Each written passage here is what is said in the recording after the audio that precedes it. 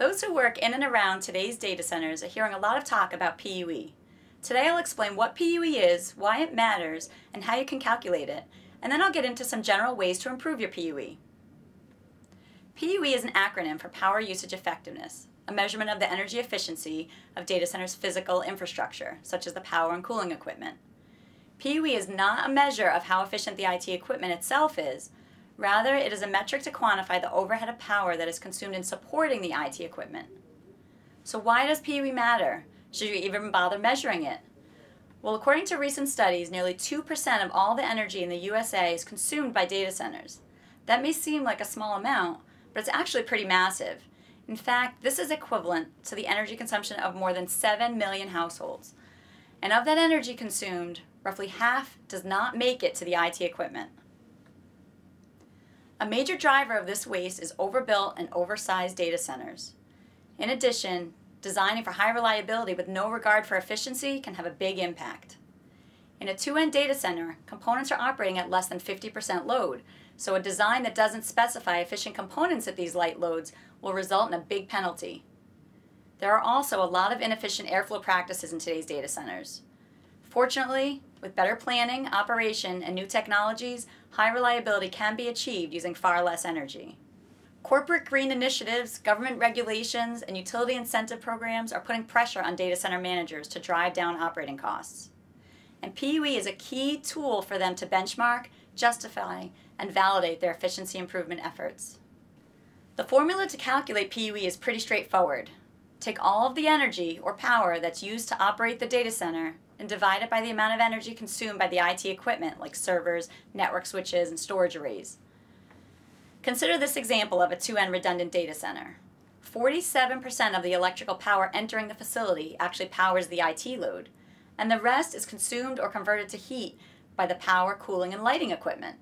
This includes devices like UPSs, transformers, generators, chillers, pumps, fans, and so on. Now let's say the total data center power consumed was 1,000 kilowatts. Then in this case, 470 kilowatts would be going to the IT load. So using the PUE formula, 1,000 kilowatts divided by the 470 kilowatts results in a PUE of 2.13. But what does a PUE of 2.13 mean? Is it good? Is it bad? Is it average? The theoretical best PUE you can achieve is 1, meaning that every watt consumed by the data center goes directly to powering the IT load. But there will always be some support systems needed to run the IT, resulting in a PUE greater than 1. There are a few best-in-class data centers that are achieving PUE values of 1.1 or less, but this isn't typical.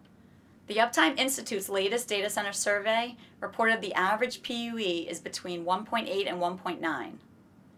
If you're at or below that range, you're doing pretty good. On the other hand, a PUE of, let's say, 3 or more is very inefficient, and there are likely a lot of low-hanging fruit improvements that could be implemented. So how can you lower the PUE of your data center? The first step is knowing what your PUE is. If you don't know it, you should have an energy assessment performed by a data center specialist. They can measure your point-in-time PUE, model your annualized PUE to take into account climate and load fluctuations throughout the year, and they can provide you with specific recommended improvements that often pay the cost of the assessment within a year.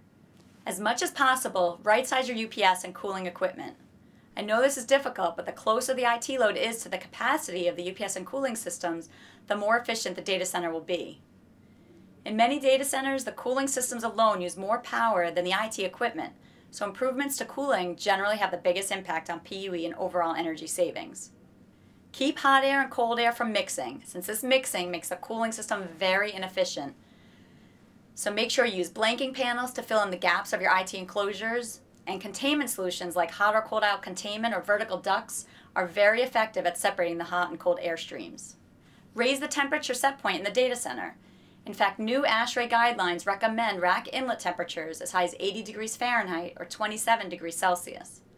The bottom line is your data center doesn't need to feel like a refrigerator.